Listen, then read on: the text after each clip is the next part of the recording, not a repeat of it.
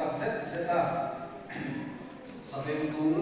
nau chunga chuangin sabeng tung nau chunga chuanga he ko ve la lala ma anwa choi moya om kha sabeng tung kha lali suwa chuan na sabeng tung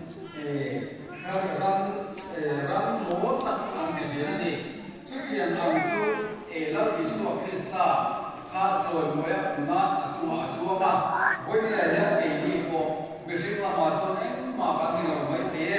ko ve ki la chu kan ro wi lo ni ti ma se ke ma ya lali suwa krista a chuan ve tat chuan lali suwa krista choi mo tu te kan ni a lali suwa krista kan ni na choi mo te tu rin hoi ni ya kan tu kin singa kan kong so te ama kan choi mo te hi helai na ya to bai lo se la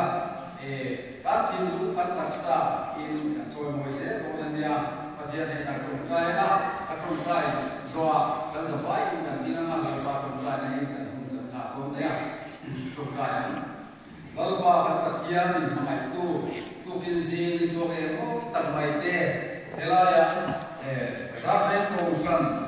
lau kam ke le nu le pa te ta du sa min pe a hoi te ya he ko fe la choi mo e long na ni te lalpa kin si theng ya ni tu ten ma ma kin si ga ya lalpa na ni kan thin lung kom kha la nang ma yu te na tu ri te ma ri ya lalpa lal ai yu te na tu ri te ma ni kom kha te kan tak sa le kan mun la ka ti the zong sok te lalpa ma ta na in homa voi ni ya lalpa nang ma choi mo ti tu hiam kan in hona e ma ni te lal a ki lo cha na kan yu ni kai fue tu le kan hun song sok te lalpa i me kai fue tu na kan chan kan huwa ko kan sin chin